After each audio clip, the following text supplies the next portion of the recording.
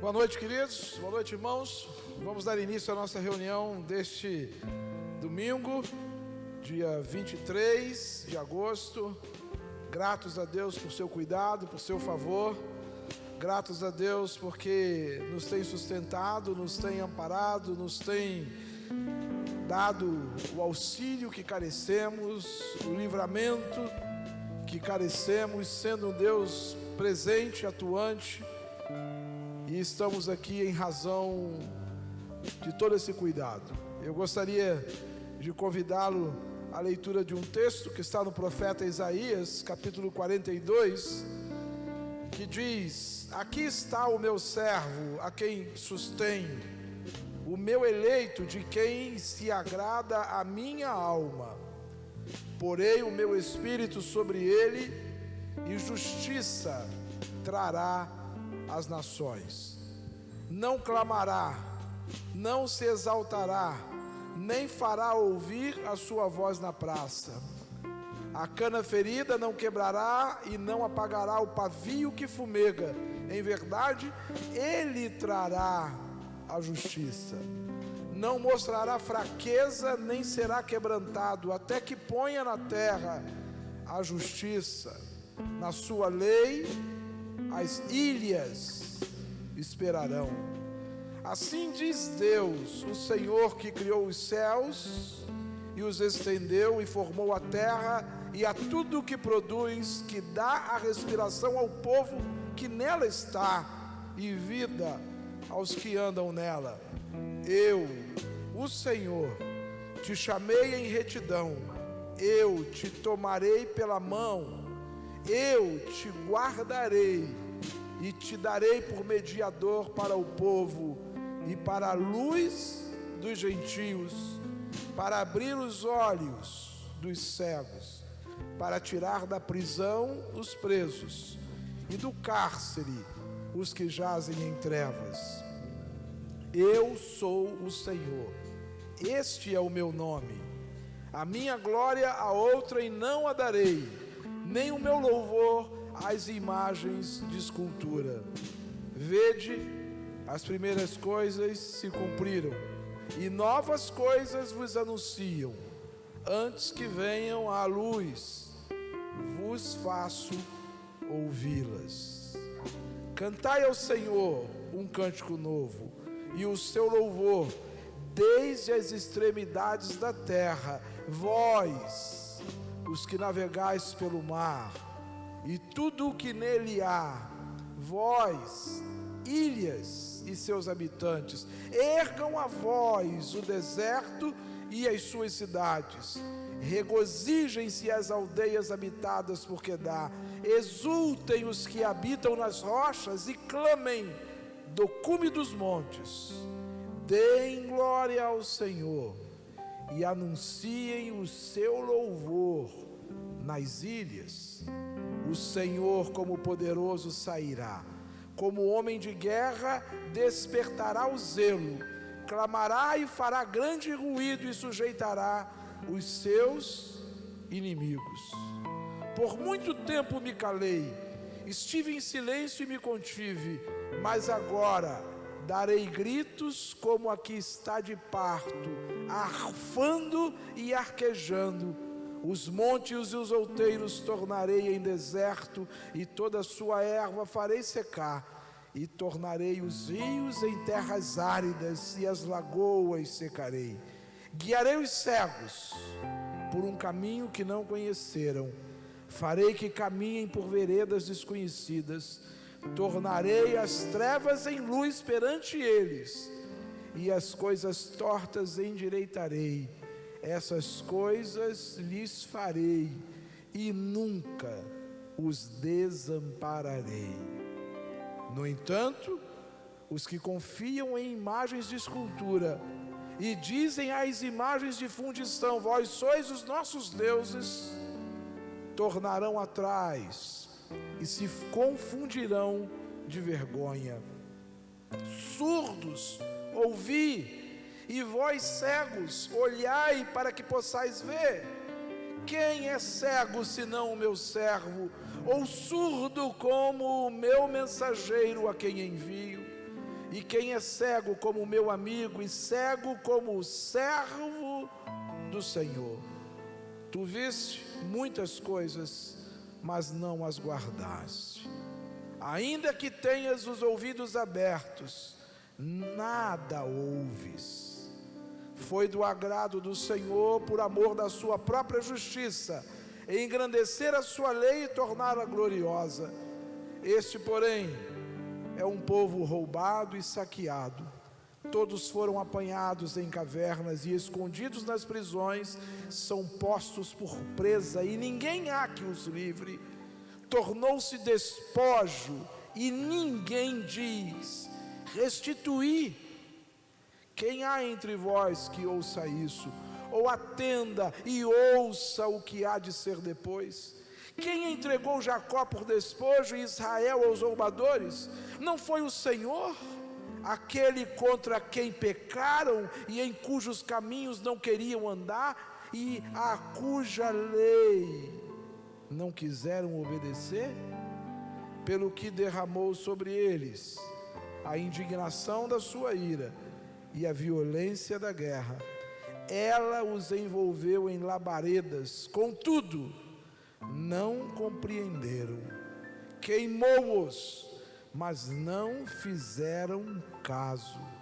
Agora, porém, assim diz o Senhor que te criou, ó Jacó, e que te formou, ó Israel: não temas, porque eu te remi, chamei-te pelo teu nome, e tu és meu. Quando passares pelas águas, serei contigo. Quando passares pelos rios, eles não te submergirão. Quando passares pelo fogo, não te queimarás, nem a chama arderá em ti, pois eu sou o Senhor, o teu Deus, o Santo de Israel, o teu Salvador.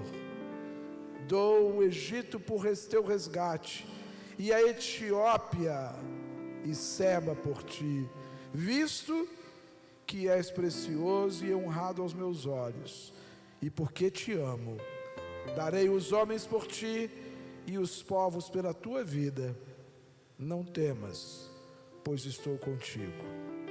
Trarei a tua descendência do Oriente e te ajuntarei do Ocidente. Direi ao norte: dá.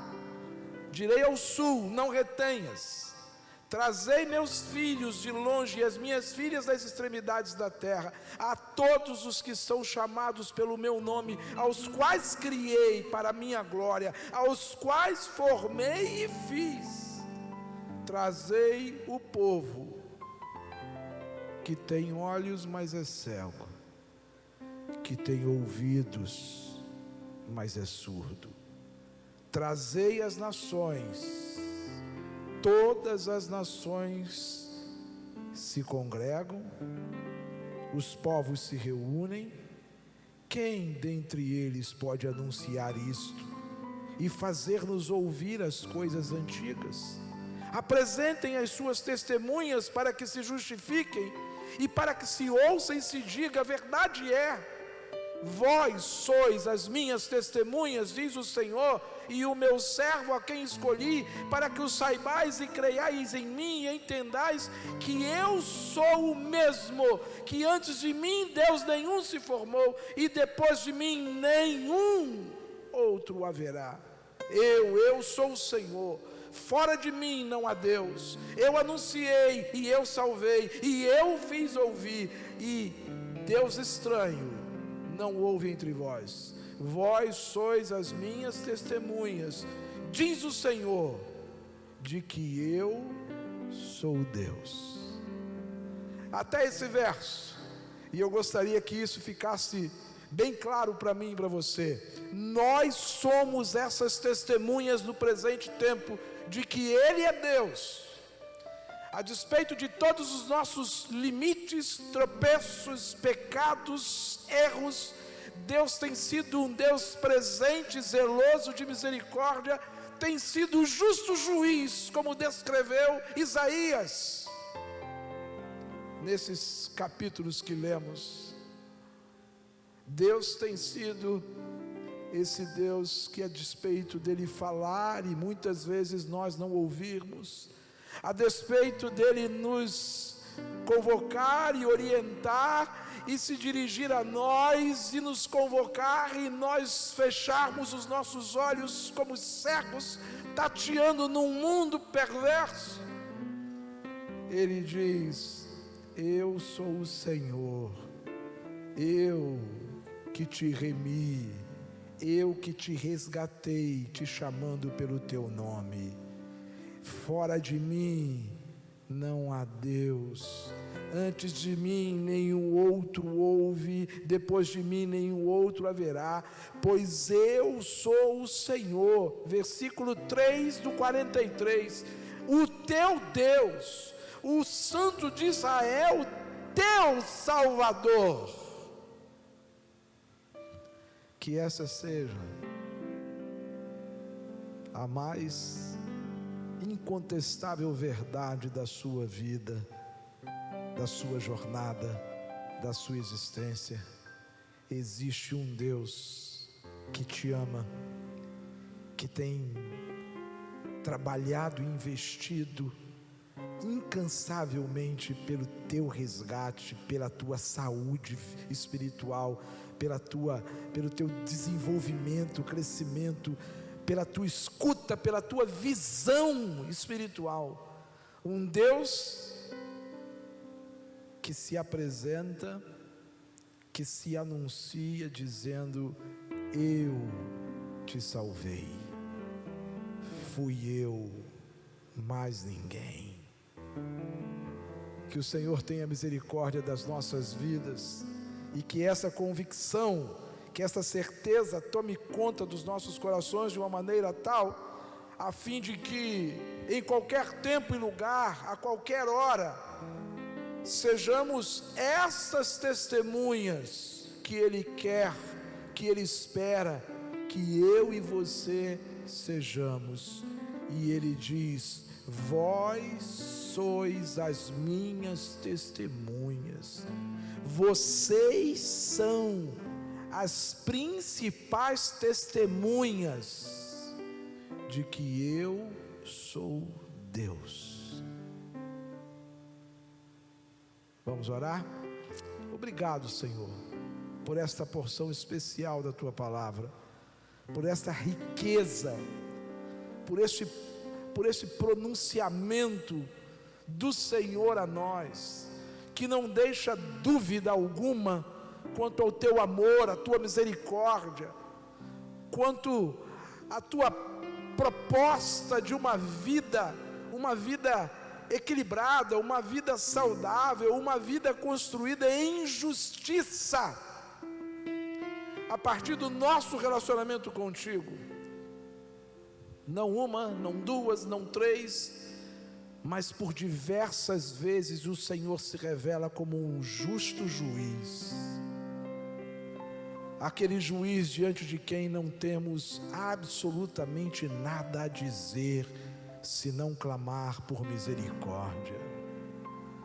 O Senhor nos ensina nesse texto: quem será capaz de testemunhar, de se levantar e arrazoar comigo, dizendo-me que estou errado ou equivocado em algo? Quem será? Vós sois as minhas testemunhas de que eu sou Deus. Deus zeloso, Deus compassivo, Deus misericordioso, Deus amoroso, Deus justo. Senhor, tem misericórdia de nós, tem misericórdia da tua igreja, misericórdia do teu povo. Orienta-nos, exorta-nos, instrua-nos, conforta-nos, encoraja-nos, renova o ânimo, ó Deus, de cada um, dando esta leitura, dando esta percepção, dando, ó Deus, este privilégio de experimentar do teu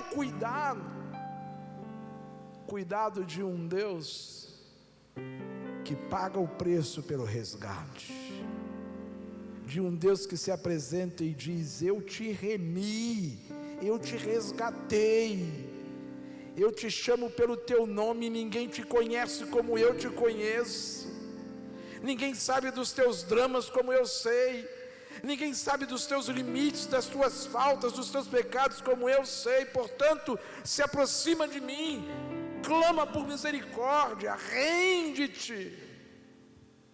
Nos dê essa leitura, Senhor, nos dê esse entendimento, para que essa palavra do profeta Isaías, de quase 3.000 anos atrás, seja desfrutada pela igreja nesse tempo que se chama hoje. Tem compaixão de nós, no nome de Jesus, amém. Vamos louvar ao Senhor. Eu vou pedir ao Ministério de Louvor que nos ajude. Temos 2 canções, o Nosso General e Maranata. Vamos adorar ao Senhor com essas canções. Sou grato a Deus pela vida do Joelso, pela vida do Sandro e pela vida do nosso professor Tiago, que está aqui hoje nos ajudando no Ministério de Louvor, no contrabaixo, não é isso, Tiago? No contrabaixo. Que Deus nos abençoe. Vamos adorar ao Senhor. Você que está em casa, solte sua voz, abra os seus pulmões e vamos celebrar essas canções que você conhece bem, falando desse comandante, desse general incomparável que se chama Deus Eterno. Graça e paz, queridos, em nome de Jesus. Com alegria vamos louvar o Senhor, declarando nosso general. Aleluia.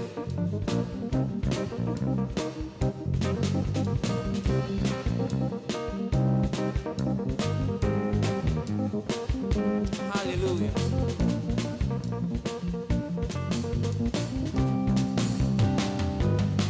Pelo Senhor, marchando sim o seu exército. Poderoso é sua glória, será vista em toda a terra.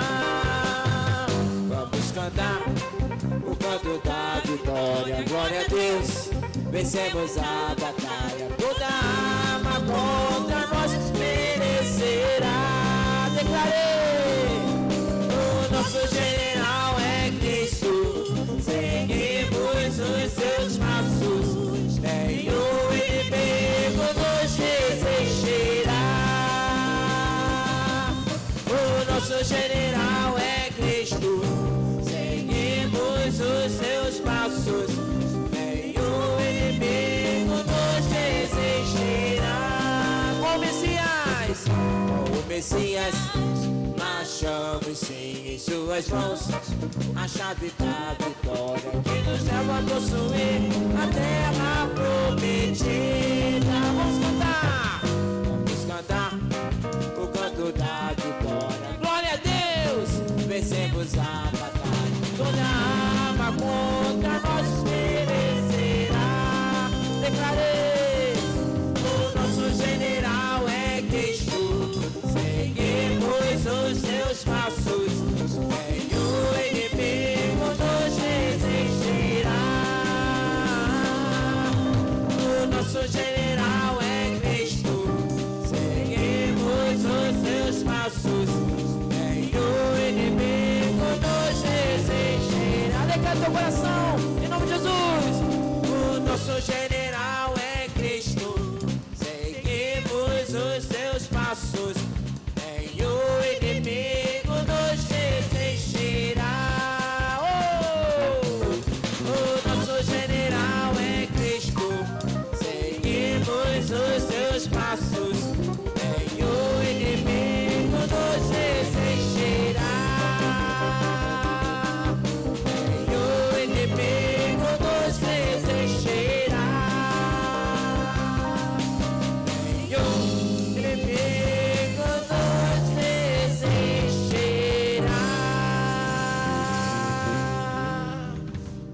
Aleluia. Toda honra seja dada ao Deus Todo-Poderoso, que reina nas nossas vidas e que um dia voltará para buscar a sua igreja, para buscar o seu povo, abençoado. E nós estamos esperando por isso, de corações abertos, porque nós amamos o nosso Deus, nós amamos o nosso Senhor. Aleluia.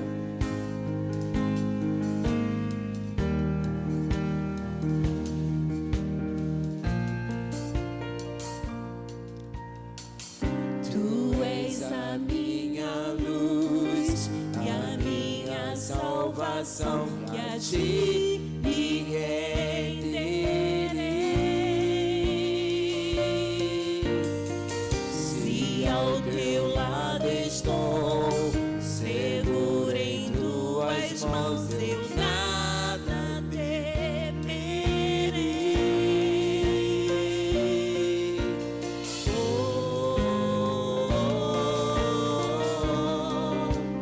Tu és santo, ó Senhor.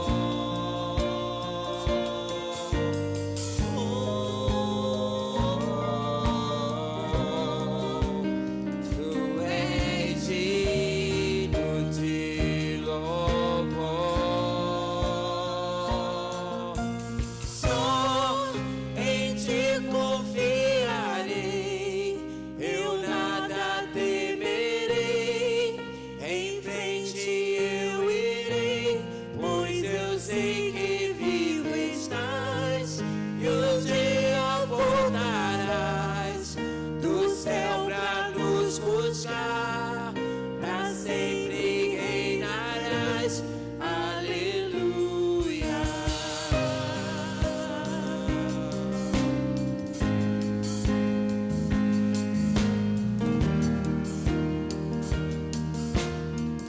Tu és a minha luz, declare.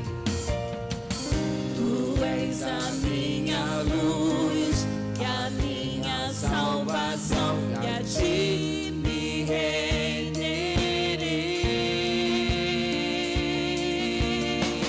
Se ao teu lado estou, seguro em tuas mãos, eu nada temerei. Oh,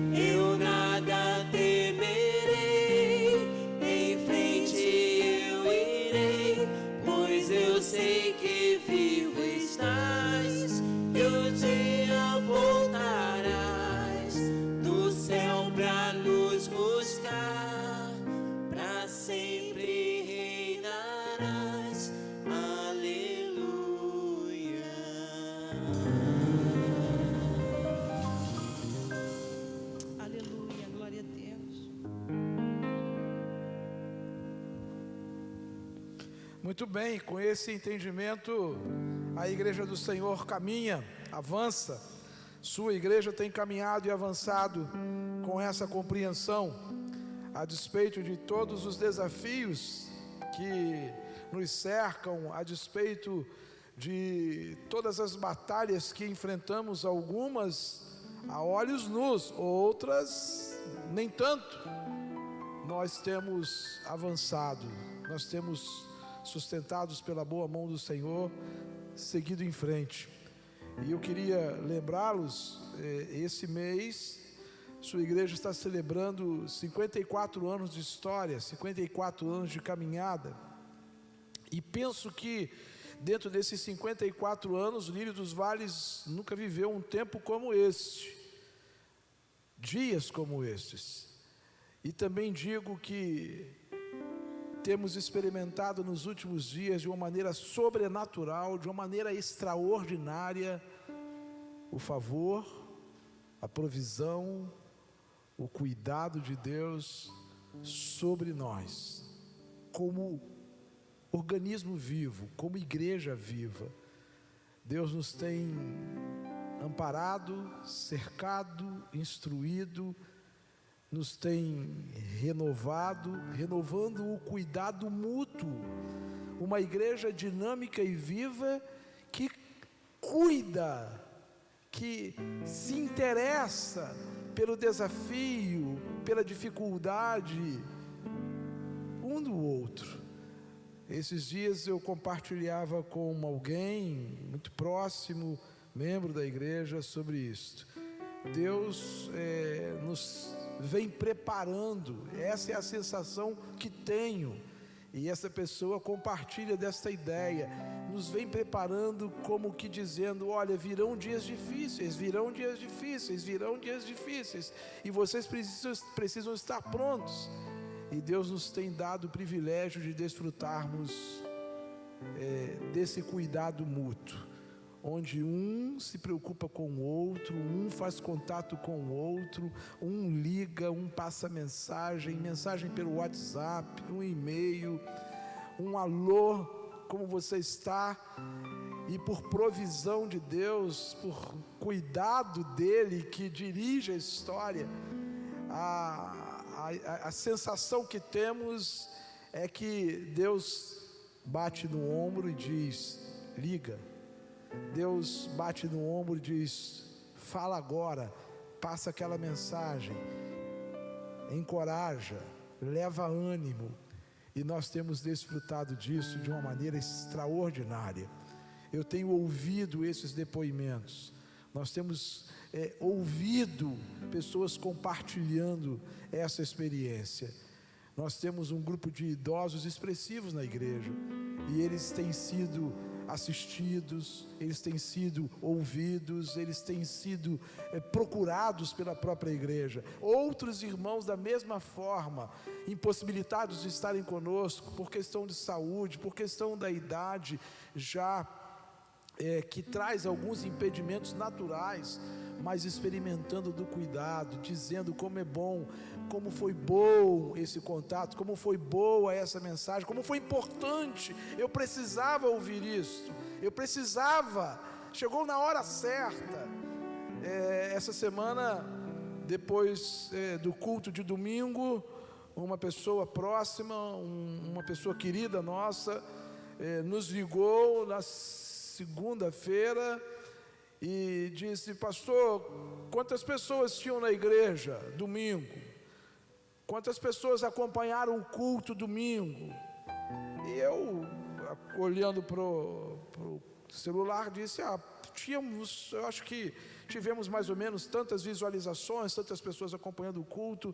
E ele pegou e falou assim: negativo, aquilo foi só para mim, era só eu ouvindo, era só eu sendo alcançado. O Senhor falou, e ele, quando falou o Senhor, referindo-se a mim, o pastor parece que pregou só para mim. A percepção de alguém que quer, que sente esse desejo, que percebe essa orientação, esse cuidado de Deus é extraordinária, salta aos olhos. E eu falei com ele: não, Deus nos instruiu naquela palavra, nos deu aquela palavra, e certamente Ele tratou com você como precisou tratar com tantos outros, como tratou comigo antes. E ele disse: não é possível, foi só para mim, foi só para mim. Esse cuidado de Deus, esse cuidado que nos faz ser ferramentas e instrumentos nas mãos deles em dias como esses, revelam uma igreja que pulsa, que está viva, que é dinâmica, que se mobiliza, que fala, que chora, que anda, que alcança, que ouve. E nós somos gratos a Deus, porque Deus nos tem dado o privilégio de avançarmos com o discipulado, de seguirmos em frente com algumas classes de escola dominical, de permanecermos com os cuidados através da conexão diária, dos cultos dominicalmente trazidos com a instrumentalidade, com a ajuda, com o auxílio de toda essa equipe, de todos esses irmãos que caminharam conosco esses quase 5 meses. Isso é obra da graça e do cuidado de Deus, só isso. E como eu sou grato a Deus por conta de ser testemunha, como lemos hoje em Isaías 43, ser testemunha de que Deus é Deus, testemunha do seu incomparável, indescritível amor. Esse mês, essa igreja está celebrando 54 anos de história, de lutas, de desafios, de superações, de aprendizado, de crescimento, de desenvolvimento. E mesmo em tempos como esse, crescendo e desenvolvendo, aprimorando-se, descobrindo-se. A nossa oração é que o Senhor abençoe a sua vida dentro desse tempo. Nossos preletores, ou o nosso preletor, pastor Diego Bravin, estará ministrando a nós no dia 30, através de 2 mensagens encaminhadas de forma online para a igreja. O nosso querido Carlos Sider estará ministrando canções de edificação, de exaltação do nome do Senhor, exaltando e tributando a honra e a glória que é devida somente a Ele, também de forma online. Então no dia 30 de agosto, nós não teremos nem a reunião da manhã, nem a da noite presencial. Como em agosto, nossas reuniões da manhã têm sido presenciais, guarde essa informação. No dia 30, último domingo de agosto, também será online, não teremos reunião aqui. Você deverá acompanhar através dos canais da internet. Então fique atento, divulgue. Você que acompanha nossos stories, né? Você que é membro da igreja, você que ainda percebe esse cuidado de Deus, essa ação extraordinária de Deus através de Lírio dos Vales, você que um dia esteve aqui e sente saudades, e vez por outra está aí nos nossos canais digitais, está aí acompanhando de perto nossas postagens. Eu gostaria que você entendesse: Deus é Deus, Ele tem sido um Deus de extrema misericórdia conosco. Então dia 30, permita que o Senhor trate com você. Acompanhe nos canais digitais da igreja a mensagem do pastor Diego Bravin e a mensagem cantada através do nosso querido Carlos Sider, ok? Nós vamos louvar ao Senhor uma vez mais, e faremos isso com a canção Digno é o Senhor, enquanto também teremos o privilégio de consagrar os dízimos e ofertas. Quero lembrar a você, sua igreja também permanece viva e atuante através da beneficência. precisamos de material de higiene de forma geral, desde papel higiênico, creme dental, álcool em gel, água sanitária, detergente.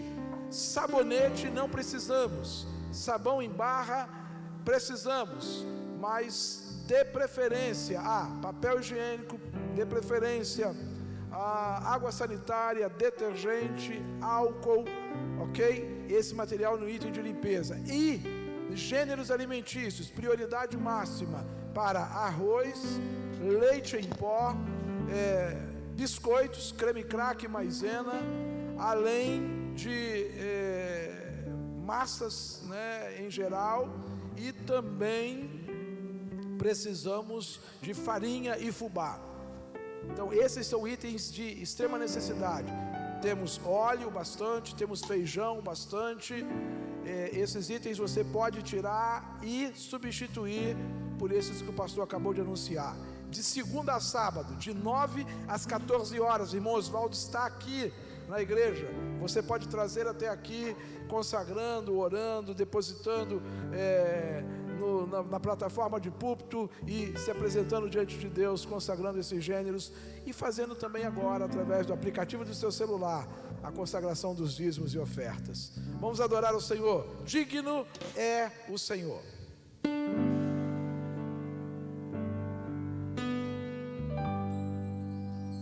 Graças eu te dou,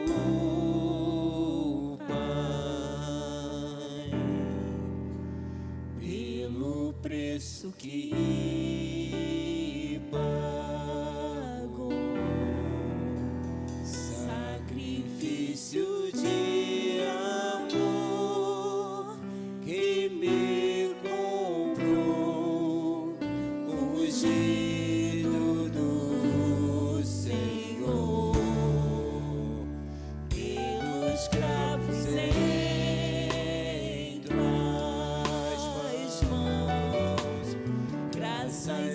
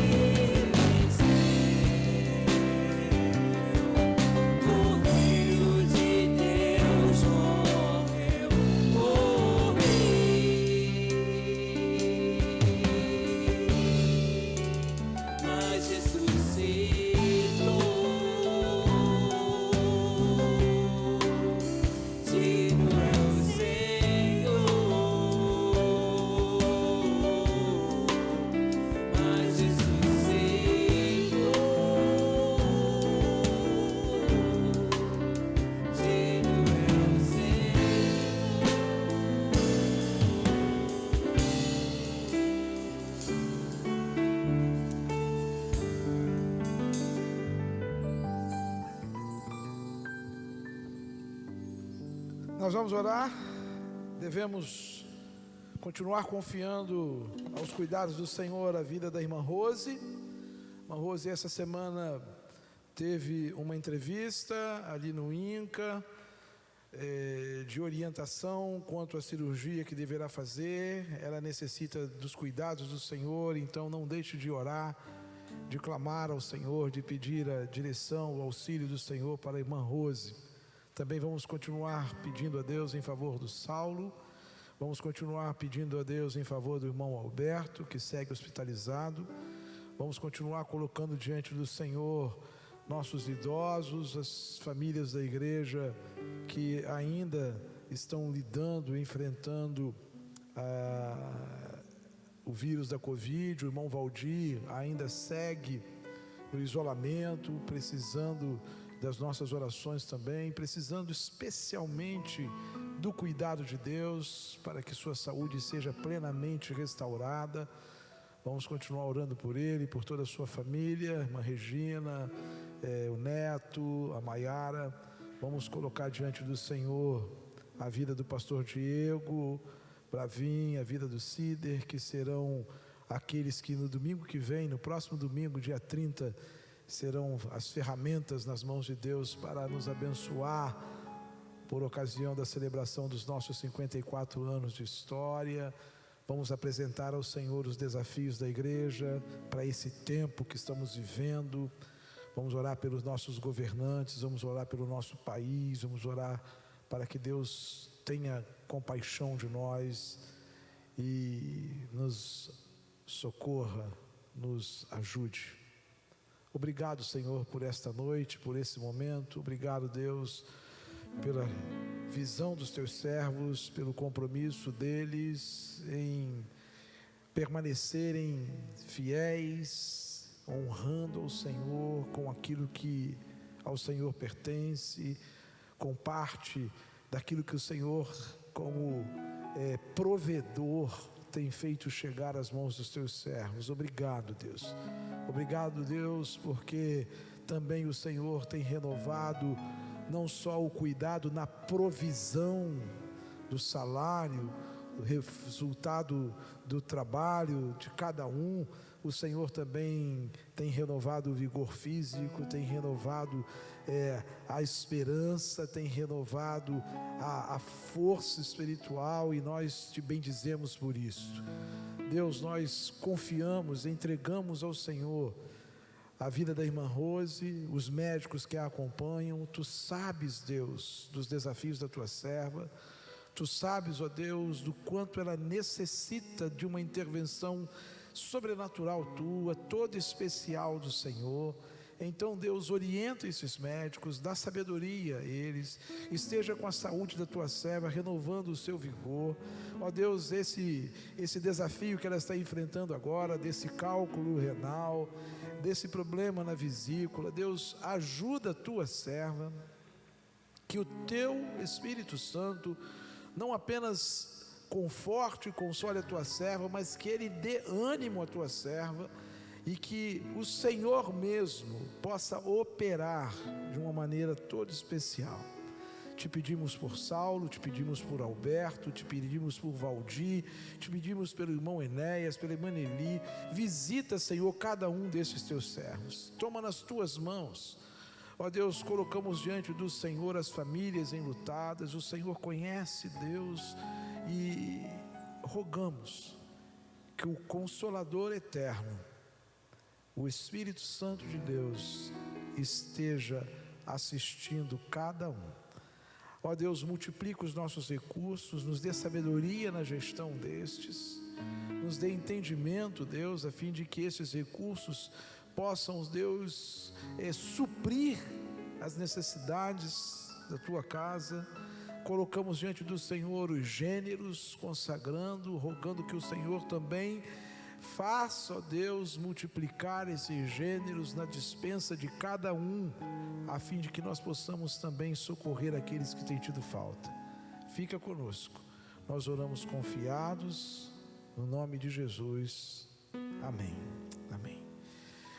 Eu quero pedir a você que abra a sua Bíblia no Evangelho de Mateus, capítulo 16, Mateus 16, eu quero ler os versos 24, 25, 26, 27 e 28. 5 versos que fecham esse capítulo e quero compartilhar com vocês, dividir com vocês nessa manhã algumas preciosas lições que esse texto nos traz. O discípulo de Jesus deve levar sua cruz. É isso que diz essa parte, esse pedaço do capítulo 16 de Mateus. E diz assim: então disse Jesus aos seus discípulos: se alguém quiser vir após mim, negue-se a si mesmo, tome a sua cruz e siga-me. Pois aquele que quiser salvar a sua vida, a perderá. Mas quem perder a sua vida por amor de mim, a achará. O que adiantará o homem ganhar o mundo inteiro, se perder a sua alma? Ou que dará o homem em troca da sua alma? Pois o Filho do Homem virá na glória de seu Pai com os seus anjos, e então recompensará a cada um de acordo com suas obras. Em verdade vos digo, alguns dos que aqui estão não passarão pela morte, até que vejam vir o Filho do Homem no seu reino. Que texto desafiador, mas também intrigante. Que texto desafiador, mas também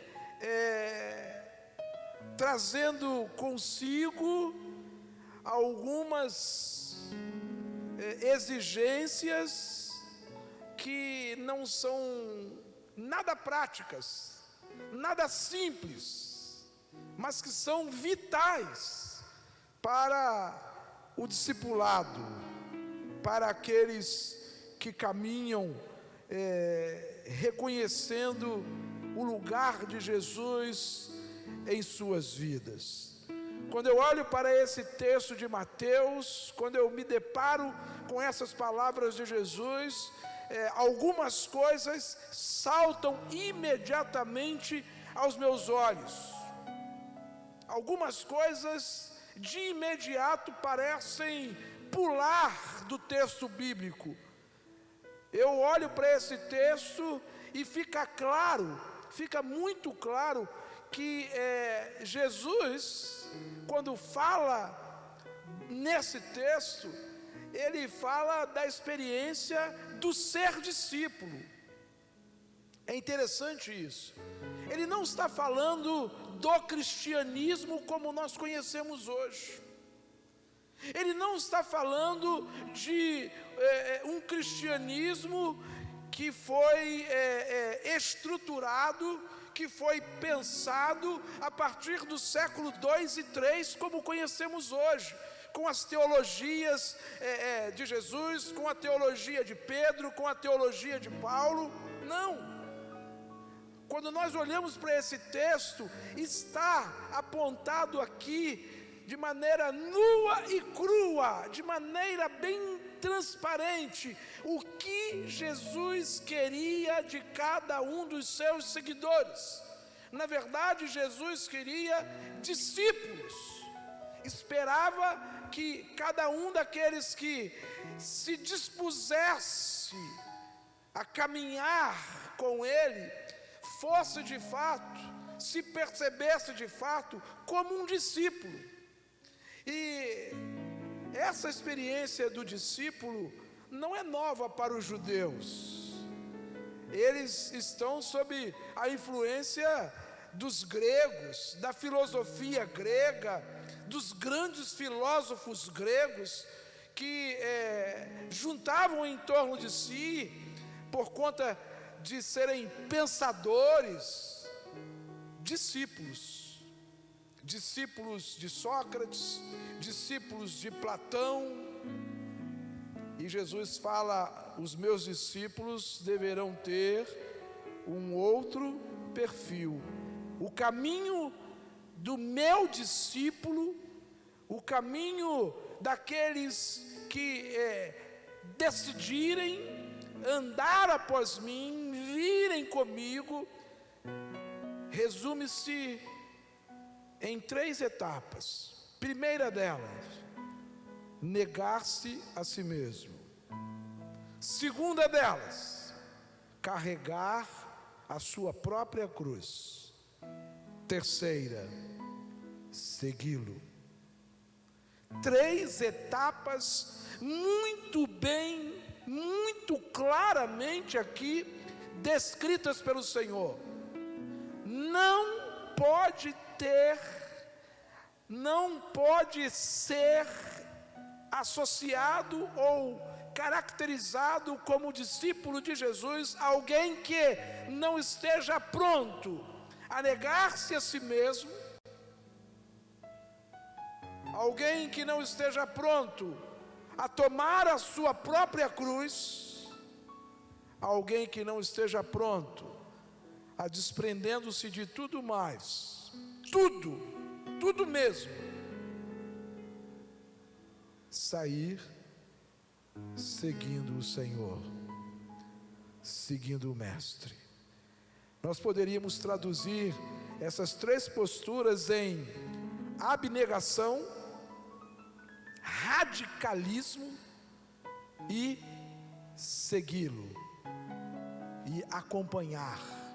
Radicalismo ou radicalidade, acho que a expressão melhor seria radicalidade, a renúncia e a abnegação, o tomar a cruz e a postura de alguém que radicalmente reconhece suas responsabilidades, sua culpa, e eu já vou dizer a razão pela qual não tem outra palavra para aplicarmos aqui senão culpa, e o compromisso em seguir Jesus, o compromisso em ir após o Senhor Jesus. É interessante, é muito interessante a maneira como Jesus se apresenta nesse texto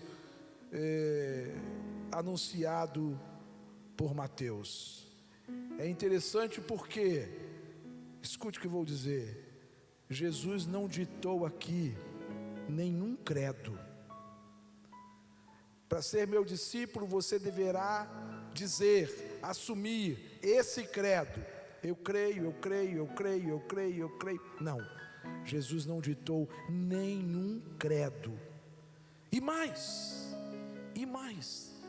Jesus também não estabeleceu nenhum método pedagógico para a capacitação e formação do discípulo aqui. Nenhum. Primeiro passo, segundo passo, terceiro passo, não.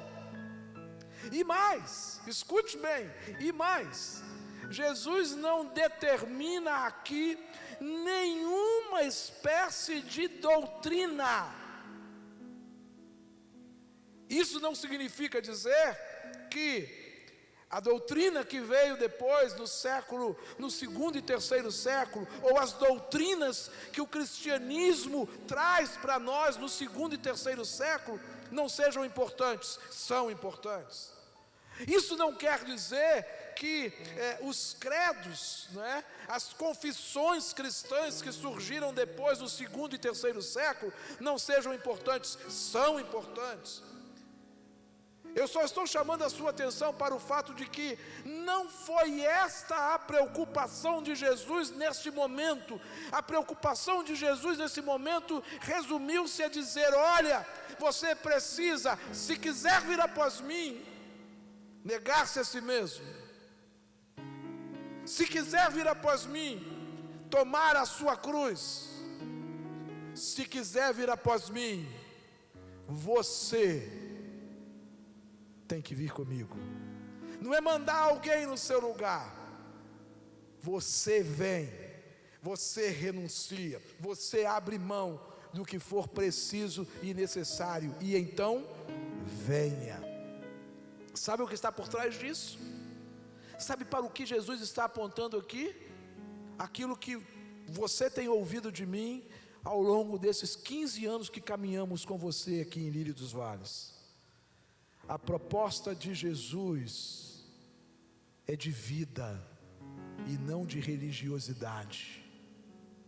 A proposta de Jesus é uma proposta para a vida, e para a vida plena, como Ele mesmo diz: eu vim para que vocês tenham vida, e vida plena, e vida em abundância. A proposta de Jesus não foi sistematizar um conjunto de preceitos religiosos, não, muito pelo contrário, Jesus os combate. São os religiosos que levam Jesus à cruz, são os religiosos que incitam a multidão a gritar: crucificam, crucificam. Jesus veio para apresentar uma proposta de vida, vida em abundância, vida a partir da reconciliação com Deus no perdão de pecados, vida a partir da perspectiva de uma nova estrutura, onde os valores do reino se sobrepõem aos valores deste mundo. Olha, Jesus vai descrever isso logo, logo. Mas nos versículos 26 e 27, Jesus vai desmembrar, Jesus vai trazer com riqueza de detalhes essa diferença. Quando Ele fala, escuta bem, preste atenção: eu tenho para vocês uma proposta de vida, eu tenho para vocês uma proposta que destaca o cuidado, a importância que o próximo deve ter na sua existência. Amarás, pois, ao Senhor teu Deus de todo o teu coração, e ao teu próximo como a ti mesmo.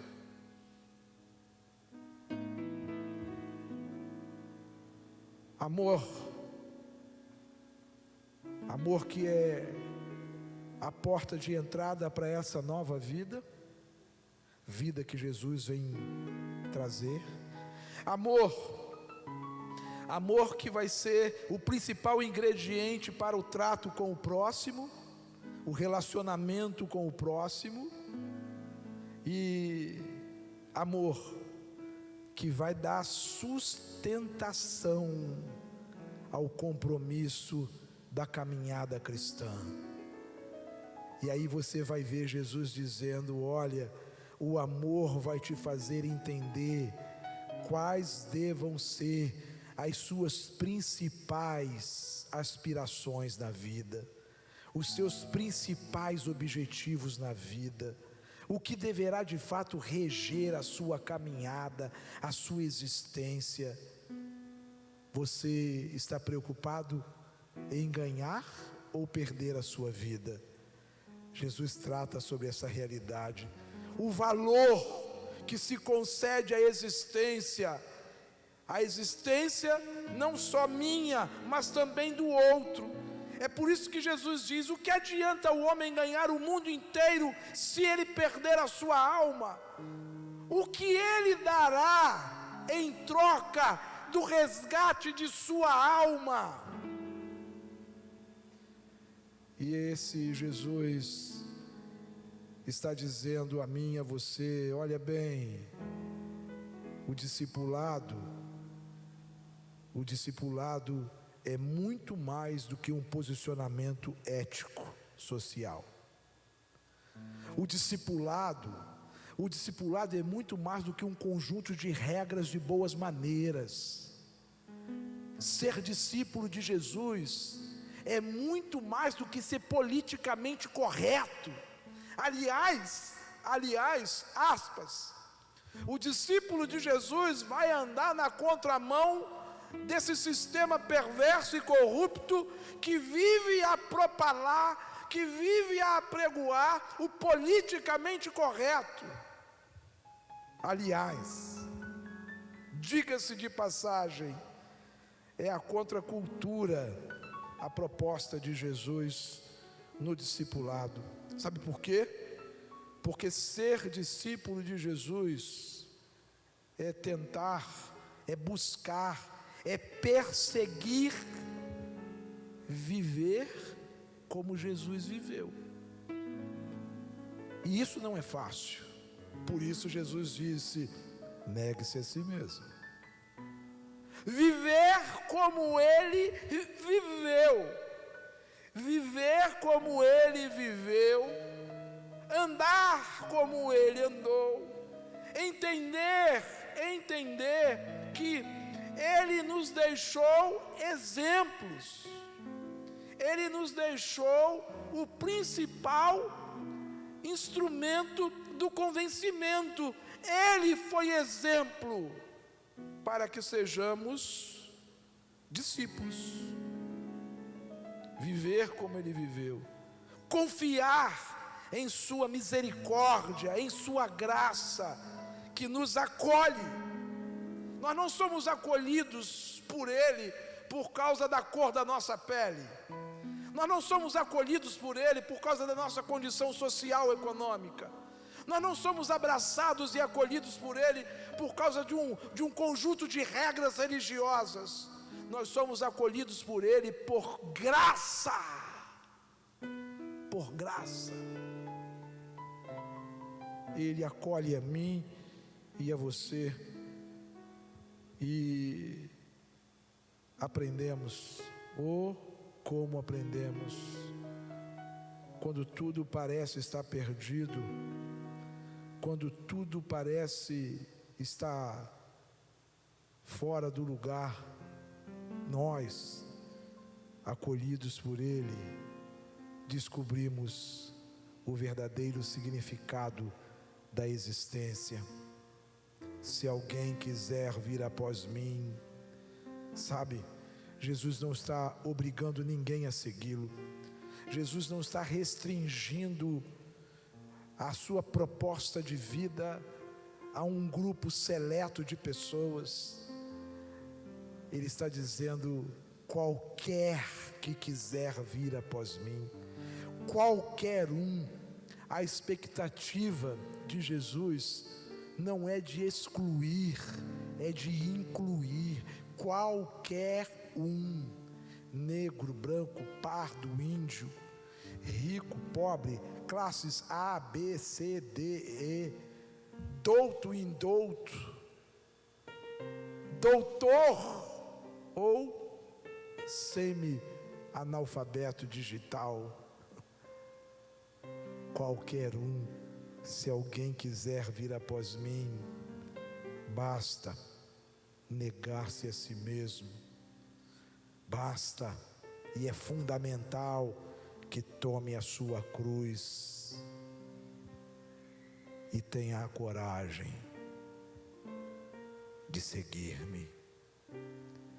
Jesus, nessas palavras trazidas a mim e a você, Ele lança a mão, e eu queria compartilhar isso contigo, de parte de um salmo. Jesus era extraordinário na sua construção de pensamentos.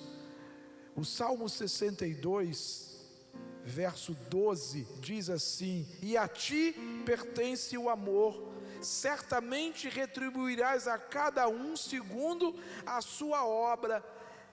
Ele lança a mão desse salmo para referendar a sua proposta.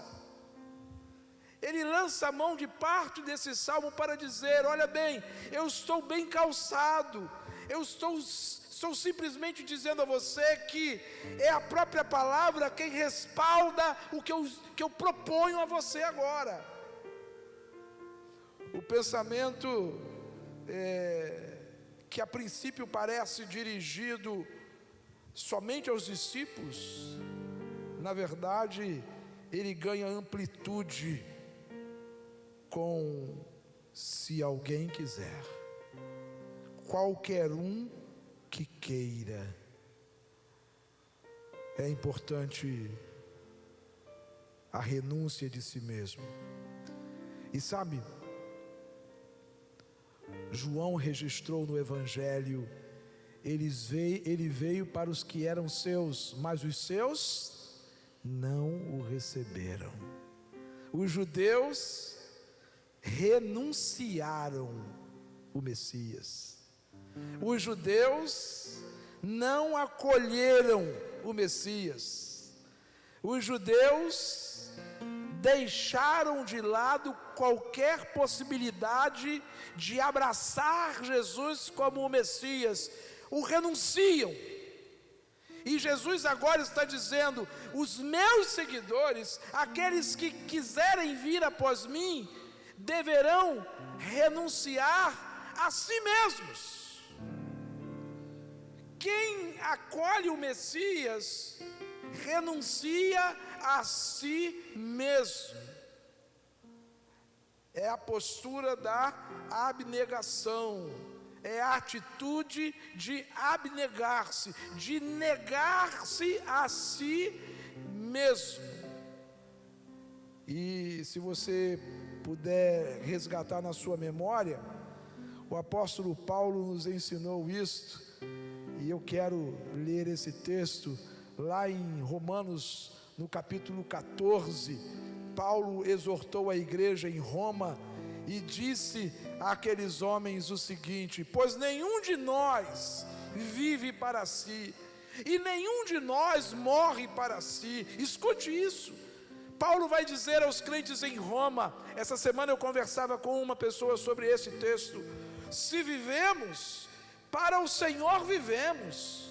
Se morremos, para o Senhor morremos. De sorte que, quer vivamos, quer morramos, somos do Senhor.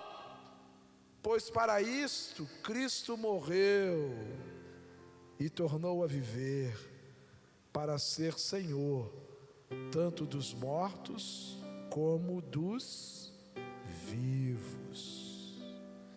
E aí ele em seguida vai dizer: então tome a sua cruz.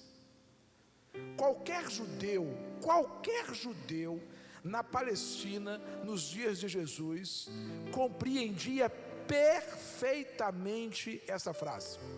Sabe por quê? Porque Roma, para evitar qualquer risco de insurgência, qualquer risco de rebelião por parte das cidades que eles tomavam, dos países que eles invadiam, Roma disciplinava com a crucificação. E a crucificação exigia que aquele que seria crucificado levasse parte da sua cruz.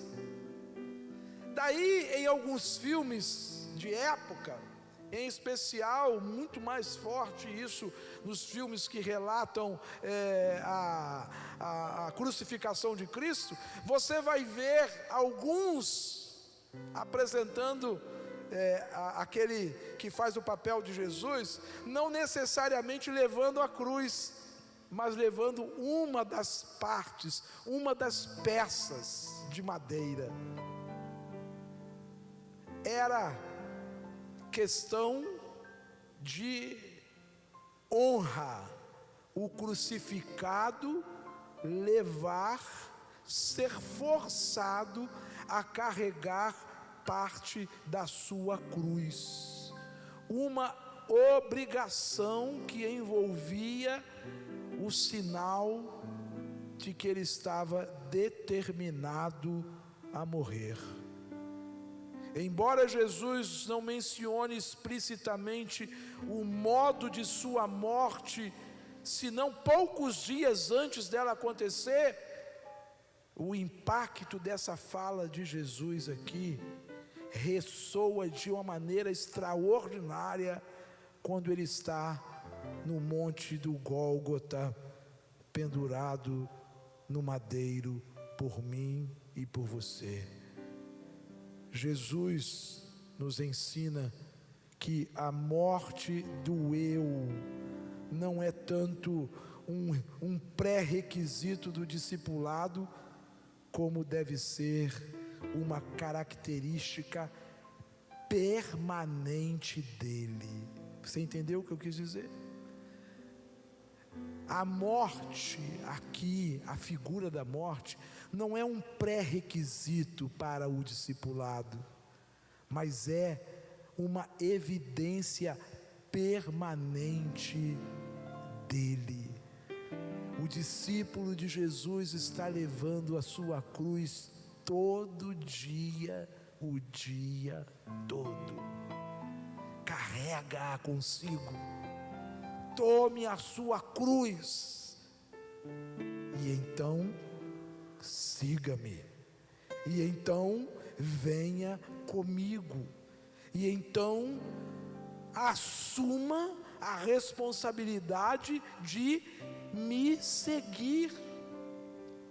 Olha como Jesus descreve isso. Se alguém quiser vir após mim, negue-se a si mesmo, tome a sua cruz, assuma a sua responsabilidade diante da morte que você toma para si, e então siga-me. Agora, nos versículos seguintes, olha como Jesus trata o discipulado. Aquele que quiser salvar a sua vida, a perderá. Mas quem perder a sua vida por amor de mim, a achará. O que adiantará ao homem ganhar o mundo inteiro se ele perder a sua alma? Perceberam que mudou a palavra? Não é mais vida? A palavra vida no versículo 25 refere-se a psique. É a palavra grega psique, que está associada à existência física, a capacidade de cognição do indivíduo, de decidir. Já a expressão alma aponta para o seu lado precioso espiritual, a nefesh, como diz o termo hebraico, a alma do indivíduo, a alma do homem. Quando olho para esse texto, quando encontro esses ensinamentos de Jesus, ele nesse instante mostra que há um perigo muito grande quando se invertem esses papéis. Perder agora pode resultar em encontrá-la no final. Olha o que diz o texto: aquele que quiser salvar a sua vida agora, poderá perdê-la no final. Mas se alguém perdê-la agora, poderá achá-la no final. É Jesus ensinando que o eterno é mais relevante do que o passageiro, que o eterno tem mais sentido do que aquilo que é efêmero, aquilo que a traça, que o ferrugem pode destruir, pode consumir em pouco espaço de tempo. Jesus está mostrando aos seus discípulos a importância da postura, da conduta, da escolha de alguém. Uma escolha mal feita pode custar o eterno. Uma decisão bem feita, ainda que custe a psique agora, pode salvar o que é eterno, a alma, aquele fôlego, sopro de Deus sobre o indivíduo humano. Olhando para esse contexto, eu percebo Jesus dizendo a mim e a você: escute, há uma perda irreparável, evite-a. Há uma perda irreparável. Invista em sua vida para que você não sofra esta perda. Olha o verso 23 e 26. De que adiantará ao homem ganhar o mundo todo, abraçá-lo, ter todo o poder, todo o dinheiro, toda a fama, se ele perder sua alma. Lembra-se daquele jovem rico que procurou Jesus? Lembra-se de como Jesus trata com ele? Louco, esta noite pedirão a tua alma. E o que tens preparado? E o que tens juntado? E o que tens na sua conta bancária, na bolsa de valores? E o que tens guardado dentro de casa? Para quem será, louco, se esta noite te pedirem a tua alma? Como que fica? Quando eu olho para essa proposta de vida que o Senhor traz para o seu discípulo, é impossível não reconhecer que através de seu exemplo, Jesus nos mostrou que vale a pena segui-lo, tomar a nossa cruz e segui-lo. O Filho do Homem virá na glória de seu Pai, a mesma glória de que Deus, seu Pai, desfruta. O texto diz isso. Outra afirmação clara aqui de sua divindade, de seu poder sobrenatural. E quando olhamos para esse texto, deixa eu dizer uma coisa a você aqui, não estamos falando de uma experiência escatológica dos últimos dias, não. O que Jesus está dizendo aqui é do que estava por acontecer em um curto espaço de tempo, depois de sua morte, com a sua ressurreição. Aqueles homens testemunhariam com seus próprios olhos. Aqueles homens comprovariam essa divindade, esse poder extraordinário que Jesus detinha. O Filho do Homem virá na sua glória, versículo 27, virá na glória de seu Pai, como os seus anjos, e então recompensará a cada um de acordo com suas obras. E em verdade vos digo, alguns dos que aqui estão, não passarão pela morte, até que vejam vir o Filho do Homem no seu reino. A ideia de Jesus era mostrar nesse ensinamento os valores eternos que estavam por trás de um discipulado com compromisso verdadeiro com Jesus, não de um discipulado superficial, não de um discipulado de aparência, não de um discipulado legalista, não de um discipulado pretensioso, arrogante, mas de um discipulado onde o discípulo nega-se a si mesmo, onde o discípulo carrega a cruz, símbolo da sua morte para este mundo, para esse sistema, e está disposto a seguir, ir após Jesus. Nesta noite, eu gostaria de fazer uma pergunta a você: que discípulo você tem sido? Qual o perfil de discípulo que você hoje carrega contigo? Esse discípulo com o qual Jesus se preocupava que fôssemos? Ou um discípulo que aleatoriamente, escondido atrás da religiosidade, travestido de religioso, faz você se preocupar com os rituais, faz você se preocupar com leis, regras, esquecendo do que é indispensável? o lugar que esse Senhor deve ocupar na sua vida, a sua abnegação, a sua renúncia, negando-se a si mesmo, levando o seu eu à cruz, todo dia, crucificando o seu ego, todo dia, como João entendeu que deveria crucificá-lo.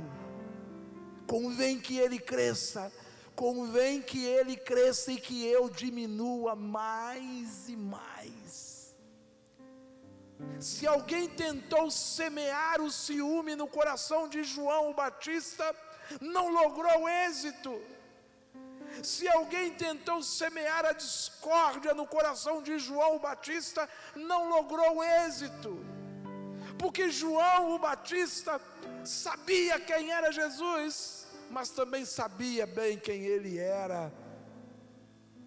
Eu não sou digno de desatar as tuas alparcas, as tuas sandálias dobrado aos teus pés.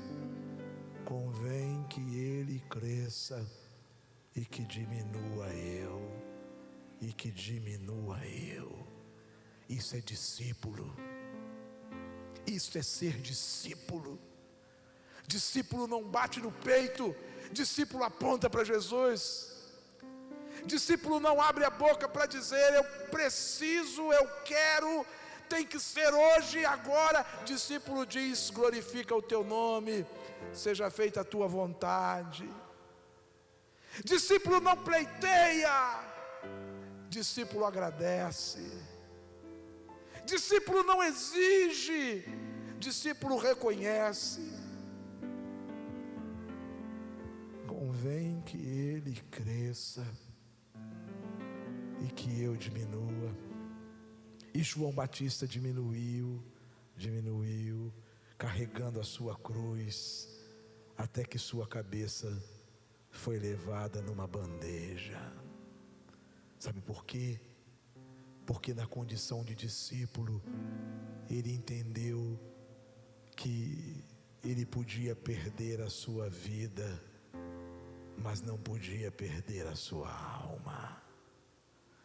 Se alguém quiser salvar a sua vida, perdê-la-á, mas aquele que perder a sua vida por amor de mim, achá-la. A vida eterna, a vida que começa na obediência e no compromisso, a vida que de maneira exemplar e extraordinária Jesus viveu enquanto caminhou entre nós. Quero concluir lendo uma frase de Jonathan Edwards. Jonathan Edwards disse o seguinte: as pessoas têm um cristianismo defeituoso porque estão procurando seus próprios interesses nele e não os interesses de Deus. Nós estamos vivendo dias com a igreja vivendo um cristianismo defeituoso, capenga, esquálido, um cristianismo com o evangelho da prosperidade ganhando cada vez mais espaço, o evangelho Nutella, com o evangelho raiz sendo abandonado, sendo esquecido. Sabe por quê? Por causa disto, porque as pessoas não estão preocupadas com o que preocupa o coração de Deus, estão preocupadas com os seus próprios interesses. Meu querido irmão, minha irmã, Riley, aquele pensador, aquele teólogo que eu já disse a vocês o quanto admiro, disse certa vez: a verdadeira santificação não leva o crente a evitar as dificuldades, antes leva o discípulo a enfrentá-las e superá-las. O discípulo enfrenta suas dificuldades e as supera. Ser discípulo de Jesus não significa estar imune a crises, a dificuldades, a doenças, a injúrias, a falsos testemunhos. Não. Ser discípulo de Jesus nos torna homens e mulheres capazes de enfrentá-los, enfrentar essas dificuldades e superá-las. Queira, lute, invista tudo o que você puder para ser esse discípulo que Jesus espera que eu e você sejamos. Negue-se a si mesmo. Tome sua cruz a cada dia e saia atrás de Jesus. Onde Ele for, vá. Onde Ele te mandar ir, vá. Não hesite, obedeça. Que Deus te abençoe. Que Deus te dê uma semana feliz. Se você ainda não tem um compromisso com Cristo, cele esse compromisso hoje. Convide Jesus para assumir o controle de sua vida, o senhorio de sua vida. E seja o discípulo que Ele quer que você seja. Obrigado, Senhor. Obrigado por Tua palavra. Obrigado, Deus. Aplica estas verdades, os Teus princípios e ensinamentos aos nossos corações. No nome de Jesus. No nome de Jesus. Amém. Que Deus te abençoe.